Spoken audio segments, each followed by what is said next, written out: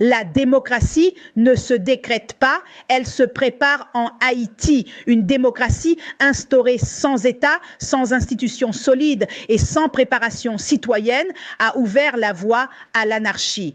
Depuis plusieurs décennies, le débat haïtien oppose souvent les défenseurs de la démocratie à ceux qui regrettent régime autoritaire. Pourtant, cette opposition est trompeuse. Le véritable problème d'Haïti n'est pas le choix entre la démocratie et la dictature. Il réside dans le fait d'avoir voulu construire une démocratie sans avoir préalablement construit l'État. Le cas d'Haïti illustre cette réalité sans détour. Une démocratie non préparée dans un pays où l'État est faible, où les institutions sont fragiles, où la justice ne fonctionne pas pleinement et où la culture citoyenne n'a pas été solidement formée, peut effectivement ouvrir la voie à l'anarchie. En Haïti, ce n'est plus seulement une hypothèse théorique, c'est un fait observable dans la désorganisation profonde de l'État, dans l'affaiblissement de l'autorité publique et dans la perte de respect envers les symboles de la République. La démocratie ne se résume pas au droit de voter ou de revendiquer. Elle suppose l'existence d'un État de droit, d'institutions crédibles, d'une justice indépendante, d'une administration efficace, d'une culture du respect des lois et d'une éducation citoyenne capable de former des individus conscients autant de leurs devoirs que de leurs droits.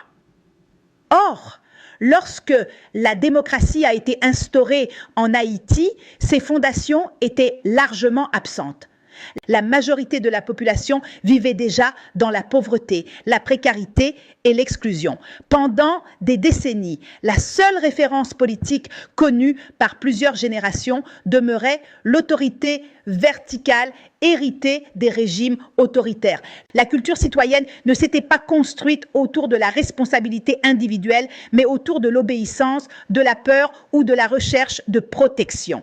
Dans un tel contexte, offrir comme principal acquis démocratique le droit de revendiquer sans construire simultanément les institutions chargées de faire respecter les règles communes revenait à bâtir une maison sans fondation. La liberté a progressivement été assimilée à l'absence de limite. Le droit est devenu, dans l'imaginaire collectif, une possibilité d'exiger sans contrepartie. Peu à peu, la démocratie s'est transportée en anarchie. Cette dérive ne s'explique pas uniquement par les comportements individuels. Elle est aussi la conséquence d'un État qui n'a jamais pleinement assumé sa mission de formation du citoyen. L'une des manifestations les plus visibles de cette crise est la perte du respect envers les symboles de la République. Aujourd'hui, il n'existe pratiquement plus de respect pour la fonction présidentielle, pour les institutions publiques, ni même pour l'autorité de l'État. Cette perte de légitimité dépasse largement les personnes qui occupent momentanément les fonctions publiques. Elle traduit un affaiblissement profond de la conscience nationale. La reconstruction d'Haïti ne passera donc pas uniquement par l'organisation d'élections ou par l'arrivée d'un nouveau président. Elle exige une reconstruction intellectuelle, institutionnelle et morale de la République. Il faut rebâtir l'école citoyenne, restaurer l'autorité de la loi, redonner sa dignité aux institutions, réhabiliter la fonction présidentielle et préparer des hommes et des femmes capables d'assumer une véritable personnalité d'État. Car une démocratie ne crée pas spontanément des citoyens responsables. Ce sont des citoyens responsables formés par des institutions solides qui rendent possible une démocratie durable. Nirva Florence Bruno, analyse politique, un écrivaine femme engagée pour une Haïti debout. Je crois que je crains les